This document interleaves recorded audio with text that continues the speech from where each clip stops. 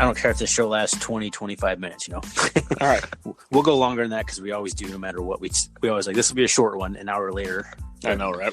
Yeah. We're still rambling on about Still something. rambling about just garbage. Well, welcome back, everybody, to the R&R Catcast. I'm Ryan, joined by my co-host, Ryan. How you doing, Thorny? Not bad. Yourself, Ryan?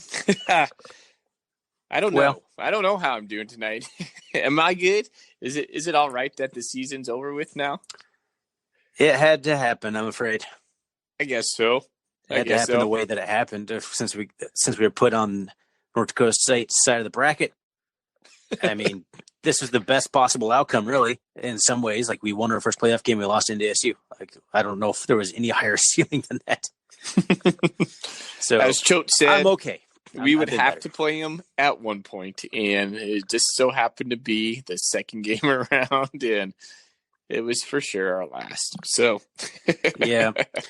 Nope, and as you kind of coaxed me the last episode into picking the Bobcats for victory, but I knew in my head that I was not very confident in that. It's like, all right, it's a Bobcat podcast, sure, whatever, we'll win. But I pretty much played out worst case scenario that I thought it could, but certainly how I thought it might. So anyway, we'll get into that. Yeah, but you're jumping ahead. You know what's coming next. Yep. Yeah. You start. Okay. Well, okay. I'll start this week.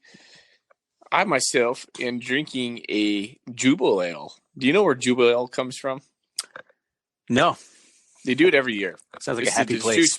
Deschutes Brewery out of someplace in Oregon. I don't know. Bend, Oregon. Yeah, they put it out every year. It's their winter festive ale, and it's pretty good. It's not bad. My wife picked it up. We had some people over on Sunday for football watching purposes, and she got two sixers of Deschutes beer, one of Mere Pond. Remember good old Mere Pond from back in the day? I never drank too much of it. Oh, come on now. So when we were in college, when you go to the Rocking R bar, and they would have it on special every now and then. And I remember drinking it, and I was like, man, well, why do we have to drink this? Just give me like a Coors Light or a Miller Lite or something like that. And now it's like pretty much standard, So Mere Pond, we have that in our fridge tonight, but I chose the Jubal Ale for nothing else besides I already had a Mere Pond tonight. So yeah. Yeah, I already finished off the growler I bought on Friday night. I finished it tonight. It was kind of flat anyway. And I don't remember what it was because I was in a big hurry at a Christmas festival to get it filled. And I don't even remember what it was. So I'm glad I drank it before the show because you were going to ask me. I'm like, I don't even know what I'm drinking. I knew it was a red amber. That's all I remember about it. But I ended up with a Scuttlebutt amber, which is from Everett, Washington. You ever had Scuttlebutt? I haven't. I've seen them in the grocery store. They have a really cool looking IPA can that I keep gravitating towards, but I never buy it. It's a nice orange sunset sailboat kind of thing, but never seen it. I've never seen anything else from them. I know you like cans. I know you like the attractive cans. We've talked about this. I like cans. So yeah, this is just an amber, Scuttlebutt amber. It's pretty good. I wanted to pick a beer that summed up my feelings from Saturday, but to be honest, drinking a beer from a growler that was flat and old, I didn't remember what it was. That kind of summed it up, I think. So that would have summed it up. Just like, what am I even drinking? This is, it's flat now. I'm not even excited to drink it anymore. Pretty much how I felt about watching that game. There was a little bit of solace once I just accepted defeat shortly into the first quarter. And I was just like, it made the viewing of it go so much easier for me. I wasn't anxious. I wasn't hyped. I was just like, oh, this is what was supposed to happen. And it's playing out, and anything that was good from there was pretty much gravy in my point. So, that's kind of like my view or my lens of watching the game on Saturday for me. No, I mean, that's kind of how when these kinds of games happen, and they haven't happened a whole lot under, Choate or even anybody, not to this magnitude, but when you're down, usually it's an FBS game. You just kind of look for, okay, well, how do the guys respond? we still got to run our plays. We still got to try and execute, like basically use it as a practice, as a measuring stick to see what you can still do. And so, I mean, from that perspective, it's like, all right, well, how are the younger guys going to look? How are we going to keep fighting? You know, you got to kind of enjoy the little nuggets that you can when it's 38-3 at halftime. So one thing I was just popping into my mind when you were just going through that was, you know, you and I talked about this through last week and even texting, and we didn't expect Montana State to win. To me, that felt different than when we were with Ash and we would get into those two Sam Houston State games. Do you remember that? Yes. Did that feel different to you? Like, where you felt like, okay, maybe we could win those games? I remember one of those games against Sam Houston State. It was just devastating to me. I was like, I thought for sure we were going to win. It was like December 7th. They came into town. It was cold. It was a night game. It was primed for us to win. Going into this, I was like, you know, if we win, it would be the most epic thing ever. However, you know, in my mind, not in my heart, I knew we had no shot. Yeah, So, I think playing North Dakota State realigns your expectations. Like, they are one of the most dominant college programs in the last 7 years, 10 years almost, even if you go back a few more years, than any level of college football. So you play them in the playoffs, like they're built for the playoffs, and arguably their best team that they fielded. No, I did not have any expectations for a victory. But yeah, Sam Houston State, they were kind of the upstarts then. They weren't a perennial powerhouse. They had some really good teams like there. They've kind of, as you see, they've kind of faded too. So like they're not a team that just, a program that just keeps churning out, you know, semifinal national championship appearance after national championship appearance. So when we played them, I absolutely had some expectations to win those games. Like realistically, I'm like, we should win this game, especially at home, like the one you're talking about. yeah. But on the road against North Dakota State, who has won 22 of their 23 home Division I playoff games in Fargo. Like, no, not a lot of expectations for a victory there. I appreciated all the optimism and everything I saw on the board. I'm like, that's the spirit. I can't do it. I just can't be that guy. I just can't pick those things in the face of those odds.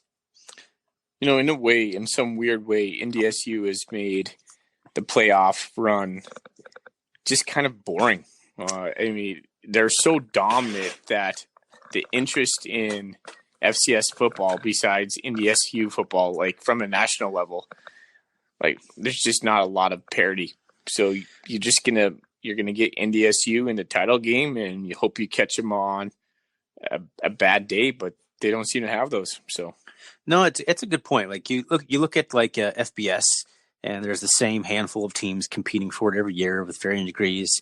And then what is it? The Division III is the same teams every year. It's like Whitworth or who are those? Mount Union. You know what I'm talking about? Like the same Division III schools like face each other in the national championship year after year. Mm-hmm.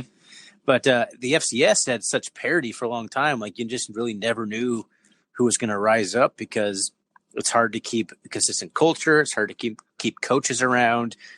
It's hard to keep recruiting consistent talent because that's like you might strike lightning with a bottle or lightning in a bottle. You know, might get some really good recruits one year and then you can't sustain that recruiting advantage that you had. So there was so much more parity in the FCS, and that's an interesting interesting thought because maybe that's why it was a little bit more appealing to at least a casual observer because you really never knew who was going to win. The playoffs were always, all right, you're in the playoffs, you have a shot at winning the title just because you're in the playoffs, and it's anybody's game now. It's a whole new season. But now North Dakota State's pretty much, unless you're a special team like James Madison was last year, what are you going to do? You're just going to get steamrolled. Yeah. Because NDSU is like probably a top 25 FBS team. I totally agree with that. And it's so easy to, if you're sitting there listening to this and you're just like, well, of course you're a Bobcat fan, you got steamrolled, so you're going to justify that some way you can. I legitimately think that they've received AP votes in the past. Like they are legitimately, they'd probably finish top third of the Big 12 every year. What holds them back? Why aren't I haven't heard anything about them, pursuing FBS stature, but I don't pay much attention to them, honestly. I'm sure it's the same thing that holds any school back that could go up. It's just like you got to sponsor all those extra sports and spend so much more money in a town that's a small market viewership wise. I mean, there's just it's such a shiny object to go for, but when you start crunching numbers, most of the time it doesn't make sense. Yeah, that makes sense to me, though. Of course, App State went up, and they're middle of nowheresville, North Carolina, right? Boone. A town of like 14,000 people or something, and here they are. Pretty good, actually. Like they're winning like conference championships, but there you go. That's what happens. You go up there, you finish 8-3 as an App State type team, and you're not even ranked. So what does it matter? Yeah. So let me ask you this: would you rather go up to FBS and join a weaker conference and have a decent win-loss record, and then get into some kind of crappy bowl, or would you rather stay at FCS and play for a national championship? All right, so we're not even talking about the North Dakota State game anymore, but I like it because I don't want to talk about it anyway. So let's. I've thought a lot about this. It would 95%, 99% of the games you're going to see as a fan are going to be conference members. Like, okay, there's some out of conference stuff too, but most of the games you're watching are conference. So it'd be fun to be like in some sort of realigned Mountain West conference that had all your traditional rivals, like big, like not directional schools, like flagship universities. That would be pretty fun. And it would be fun to go to a bowl game, but it's hard to give up the playoffs. Like a chance to win a national championship is just a little excitement that a bowl game doesn't bring you. But that's spoken from the side of someone who's never been really a big fan of a team who goes to a bowl game. You probably have a better perspective on this because you're a legitimate FBS team fan, where I am not. I'm pretty much Bobcats or bust. Well, my father went to Ohio State, so I grew up a Buckeye fan, and so my view is a little bit skewed because they're the Buckeyes, right? But then, I married into a Coug family, just like you did, and so to me, it feels less sexy in a way to go to a bowl game. Like when you're in like the playoffs, it's like do or die, and you're like you can actually win a national championship. If you get to like the Savers World, or I don't even know what kind of bowl, some mid-level, low-tier bowl, like it's just like, yeah, we had a good season. We were 8-3, or we're 7-4, or 6-5. We made a bowl game, woohoo! And if that's what you're shooting for, and like App State's never going to play for a national championship. No. They'll never once again play for national championship. Yeah, never. Not they'll ever. Probably never ever play for a New Year's Eve, New Year's, what do they call that? Those 6-game bowls. Yeah, I mean, if Boise State couldn't do it when they were ranked in the top 10, that no one is ever going to do it, unless they, even if they expand to 8 playoff teams. Even Pac-12 teams would have a hard time getting out, 2 teams in, really. I sure would love to see what Central Florida could do, though. Oh my gosh, right? So to me, like the FCS is, to answer that question, I would rather stay at the FCS and have my chance at winning a national championship, then go up to FBS level, be in a weaker conference, have your games, and then make some meaningless bowl game. No, like I said, I waffle back and forth. It'd be fun to be in a conference that included like Boise State and maybe like, I don't know, Utah State, Montana, Idaho, name your other kind of big time schools, Fresno State, some of your decent programs out there. It'd be kind of a fun conference to be in, but so yeah, you're going to play in the Dunder Mifflin Bowl, It's just not really, not that enticing, but talk to the Idaho fans. They seem to think that going 4-7 year after year in FBS is better than FCS. Are they still seeing that too? I don't know. I haven't visited the board. I visited every once for about half the season. up until our game and maybe a week or two after, it was such a drag to go over there. It's kind of stopped even bothering going over there.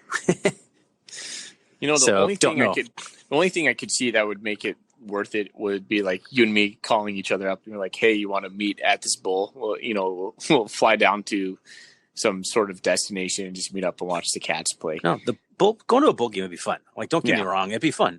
But I don't know, something about competing for the national championship, even if it's a division down from the main competition, is still just, that's what you're here for, Absolutely. To win at the highest level that you are able to win at, and going 7-4 and getting, because what a 60, 70 teams make a bowl game now, more than half the division. Like, that's borderline participation trophy levels right there. Mm-hmm. Yeah. So we would have won a bowl game, or we would have been in a bowl game like for 15 straight years, basically. We had a winning record for 13, 14 years in a row or whatever. We would have been in a bowl game probably 90% of those years. Yeah. I think you only need like 6 wins to get into a bowl game. It's ridiculous. I only say it's not 100% because I don't know there wasn't as many bowl games like in the mid 2000s. I don't think so. No. maybe the 6-5 teams, like the early Ash teams, maybe would be a bowl game. I don't know. But all right, so that's a tangent. Is there anything else do we even want to talk about the North Dakota State game? I mean, we need to at least talk about how we measured up and how we didn't measure up, I guess. Probably a more accurate statement.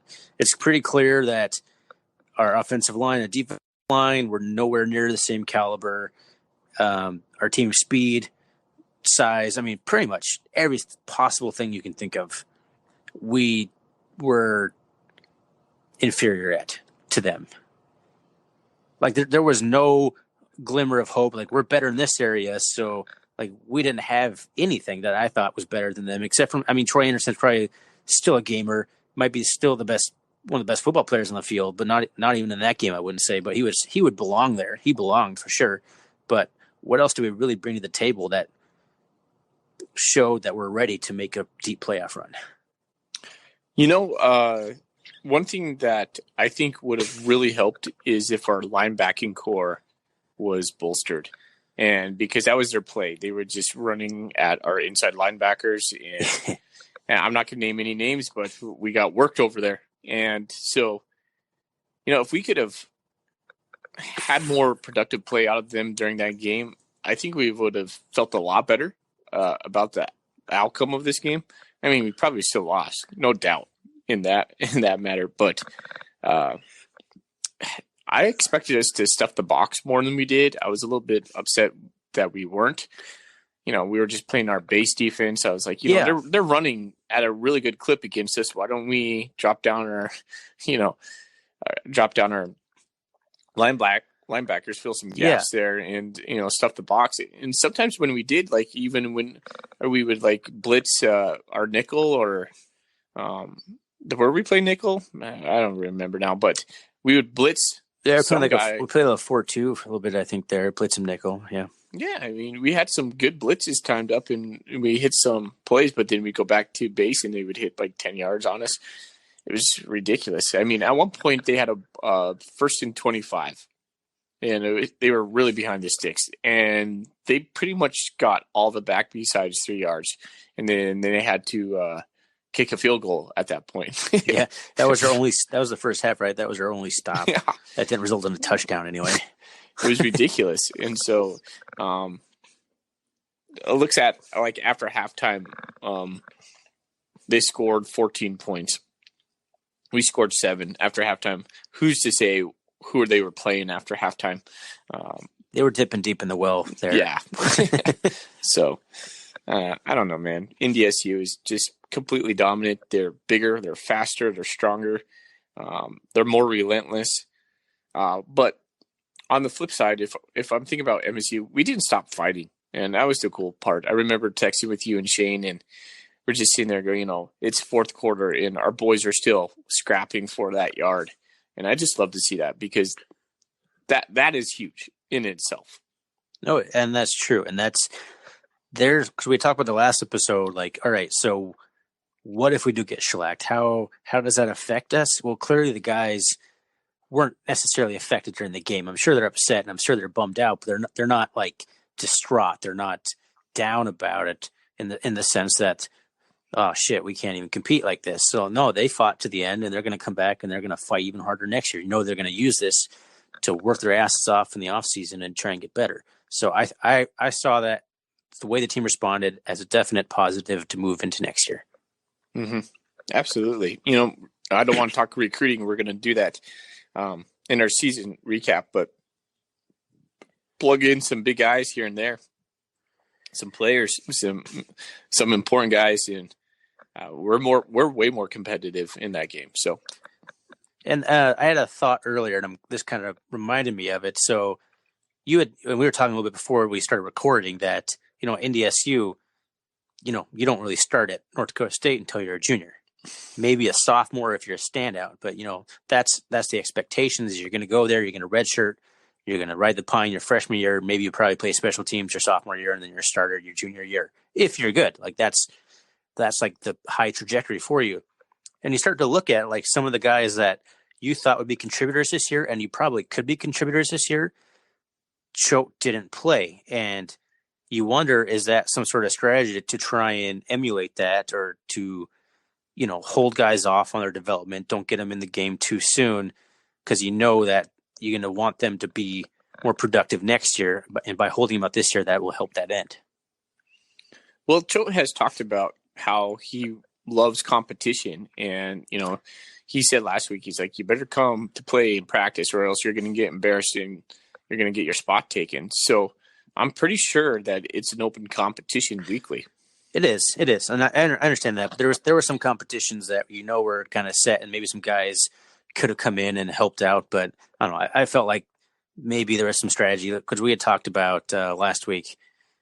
We had talked about this, a certain player or two, and I can't remember who it was now.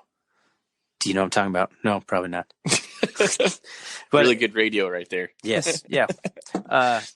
And that's another kind of segue into this. I had texted you and Shane during the game that, is it time to put Bauman in that fourth quarter? And I thought, why the hell don't we put Bauman in? But you had a pretty good response to that, and I kind of agree with your response, if you want to share that. I was just thinking of it. Oh, it was out of respect for Troy. Yep. That's exactly right. Yeah. So, I mean, the game was out of hand. We got a freshman quarterback, and what's the worst that could happen if you put him in there? But, that's a good point. Like, Troy led us this far. Troy sacrificed everything for the team. Let him finish the game.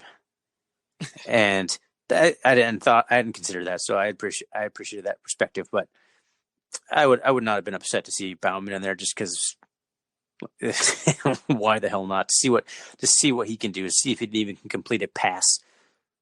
And of course he could. I know he's not. I know he's not ready, but do you? Do you know? I don't know. Well, I think we just we were riding Troy just in so many for so many ways, for so many intangible ways. Troy got us where we were, and I mean, we could just focus on that one aspect of the whole season of Troy being our quarterback. We could literally do a whole podcast. We could. And we have. I mean, the first half of the season was basically discussing Troy Anderson at quarterback. Yeah, we could do it for an hour and a half, probably. Until Rovig broke his foot, and then it was like, all right, we can't talk about it anymore. In short, though, I'm just going to tip my cap. And just it was amazing. It was amazing to watch. I'll say this, and let me pause for a moment, because I think this is an important thing to say. The month of November to last week was a foundational time for Bobcat football. I think more than ever, we set the tone of where we want to go as a program. No, I agree. Like, that was the first time when was the last time we went undefeated in November? Or did we lose to NDSU in November? I don't remember what day was that? Was that December? Yeah. Was it the 1st? December 1st. All right. So yeah, when's the last time we went to, I mean, one day or two doesn't really derail the point. Like, when's the last time we went undefeated to close out the season, like in November? Yeah, I can't We think of finished it. strong. No, I remember there was those great Daenerys McGee teams. I had this number in my head, 16. Like we could only seem to score like 16 points in November in the playoffs. You remember that? It's Yeah. like we lost to like Sam Houston State. We like scored 16 points like that. Like it was just like our cap for some reason. Like we had this weird thing. We just collapsed in on ourselves. We just hit a brick wall in November, and instead, choke teams are just plowing through the brick wall and just keep chugging along. Even though there's another brick wall behind it, they just keep running their legs. And then It is weird how like those like it's almost like a self-fulfilling prophecy. You believe in what kind of team you want to be, or you are subject to what team you happen to be, you know. And so I think that's a big difference between Ash and the choke teams. Is Ash was just like, I mean, it was well documented. We withered, and we would just like beat our heads against the wall in the month of November, and be like, "Where was this awesome team that we once were? Why are we so mediocre right now?" yeah, And it was just the opposite with Ash, or excuse me, with Cho, when we really started taking off, and we were tougher, we were more resilient, we had more moxie, we had more swag. It was fun to watch.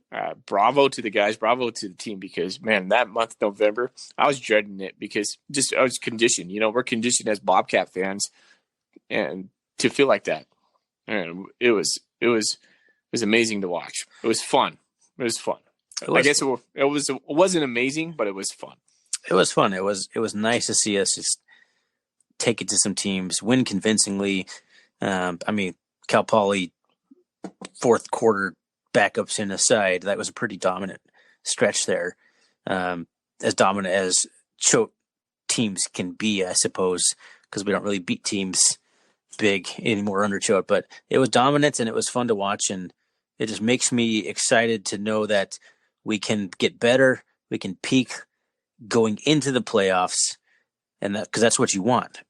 Yeah. You want to be the hot team going into playoffs. Who cares if you lost your first 3 games? If you won your last 8 games, no one wants to play you. No. Besides NDSU, I doubt anyone would want to play us last week. No, I mean, I agree. Choate said, I don't think anyone wants to play us because we're going to be a hard out, and I agree with that. I don't think there's several teams in the tournament, multiple teams in the tournament who probably could have beat us, but we were going to give everybody a game with the possible exception of North Dakota State, who I'm not sure will have a game with anybody. Yeah. So it just kind of seems to me that it's just like the luck of the draw. You just got to have a better seed, get yourself outside of the path that NDSU is in, because it's going to seem to me that they're going to put just the fodder, well, yeah, the bubble teams are in line for NDSU, and they're just going to go for it. So you need little better seed, play the playoff game a little bit better, have a better chance at getting to that championship game. And then, at least you could say you made it to the championship game.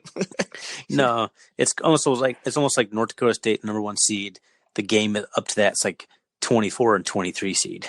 It's like the last 2 teams in fight it out so they can go get slaughtered by the Bison. In our lifetime, Thorny, we haven't made it past the Sweet 16, so to say, second round. Just depressing. I know.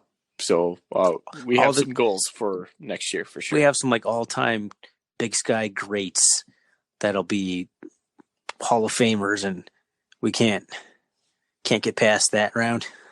Come on, can't win 2 playoff games in 1 year. Yeah, we'll get there, man. We'll get there. We'll get there. I have faith that we're headed there. All right, Thorny. So let's wrap this up.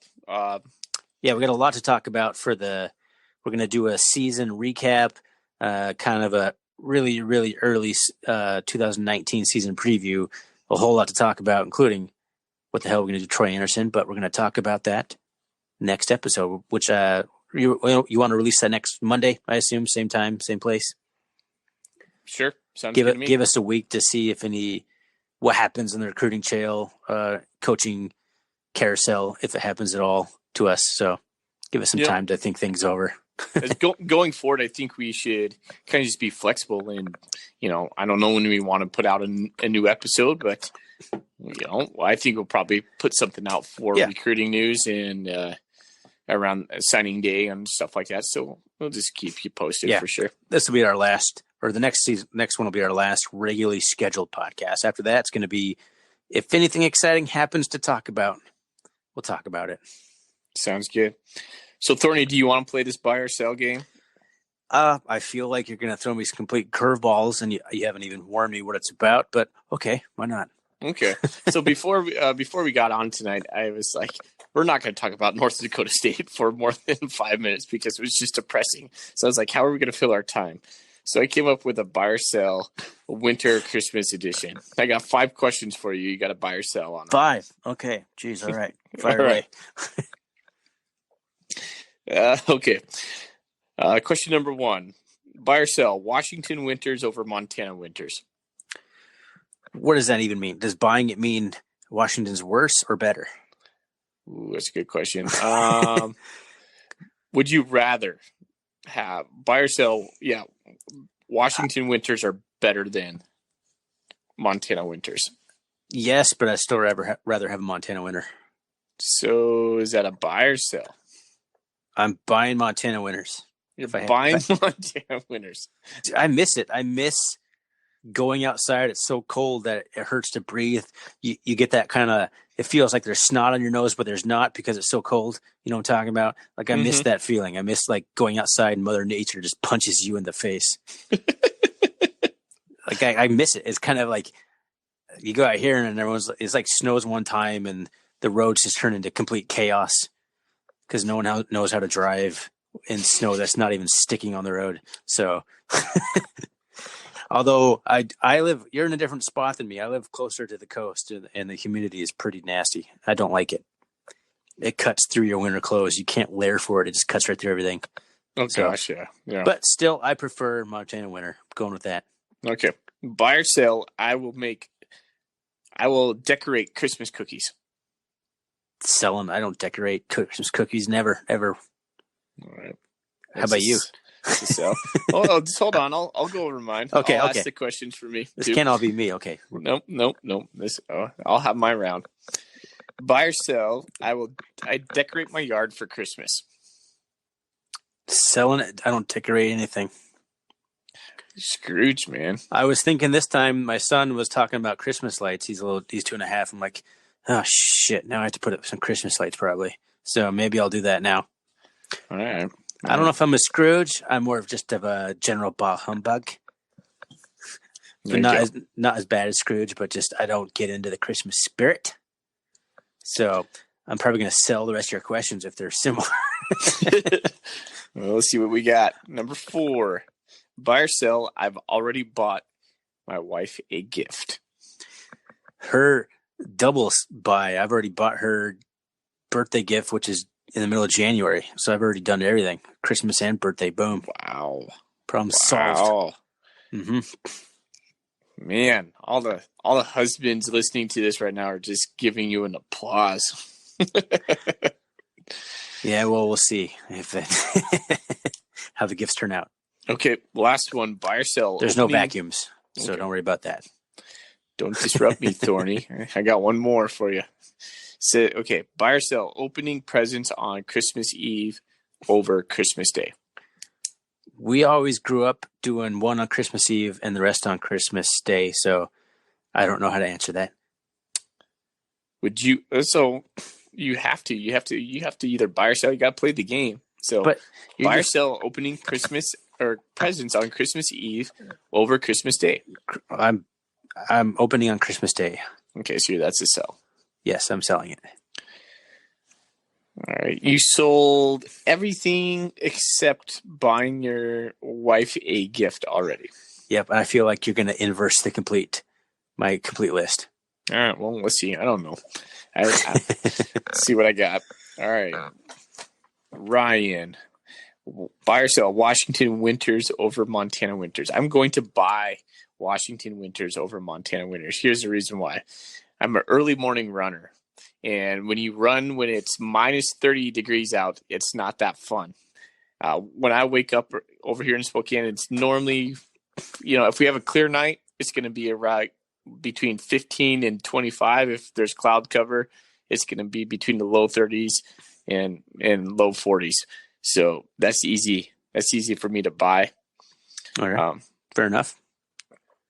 I'm a skier, and we still get awesome snow. I go over to Lookout Pass and ski over on the Montana-Idaho border. So all that's just a wash for me. So that doesn't bother me. Buy or sell, I will decorate cookies. That's a hard sell. I don't decorate cookies. I'm easily bored with that. I don't even like sugar cookies all that much. So that's the easy sell for me. Buy or sell, I will decorate my yard for Christmas. I'm definitely buying.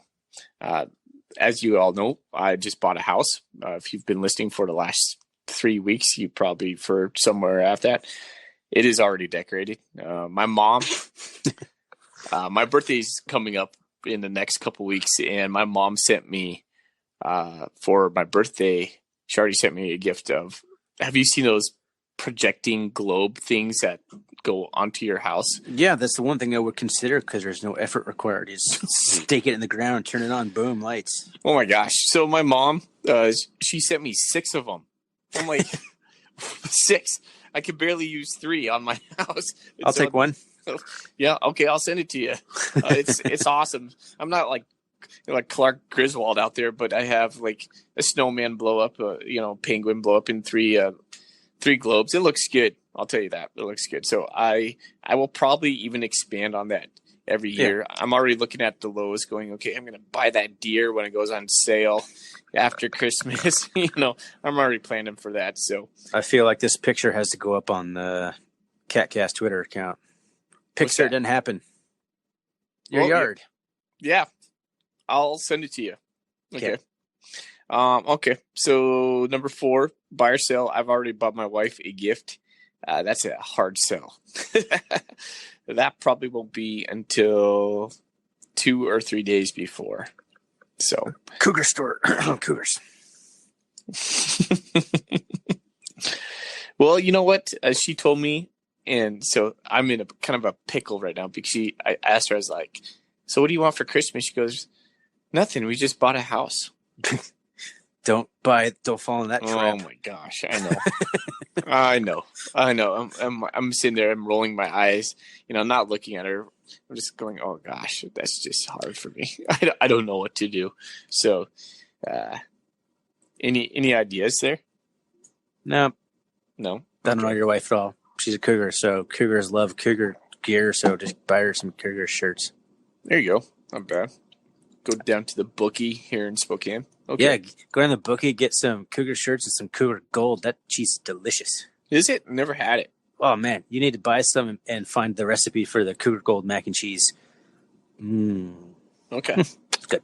All right. Last one. Buy or sell opening presents on Christmas Eve rather than Christmas Day. I will buy that till I die. It's a tradition. We always open all our presents on Christmas Eve, open our stockings on Christmas Day. So, like, you do all the really cool stuff the night before, and then you get, like, oranges Christmas morning. No, my stockings are way better than oranges. My mom, I probably have more in my house. The tradition was the stockings were almost some of the best stuff. You got all your money in the stockings. You got, all the good, like, little trinkets you need. Of course, mom put in, like, toothpaste and soap and, like, deodorant and all that kind of stuff. But always a subtle hint that your hygiene needs some work. When you have a teenage boy around, whatever. But, stockings are always some of the best stuff, I thought. So my mother-in-law does always put a bottle of port in mine, so that's pretty awesome. There you go. Well, that's all I got, man. I didn't prepare any fun segments or anything. Just wanted to plow through this obligatory post-game North Dakota State episode. I'd much rather talk about how we're going to look next year, what we need to do, recruiting battles, all these kinds of stuff, because that's more exciting than talking about the butt whooping we received on Saturday in Fargo. So that will be a much funner more fun episode. Exactly. Yeah, I'm looking forward to that one. There's going to be a lot to talk about. There is, absolutely. So, well, yeah, that's about all I got here. So, anything else you want to add? No. Got to buy my wife a gift here now. And but yeah, we'll just end it with the normal "Go Cats." Go Cats. All right, buddy. We'll see you.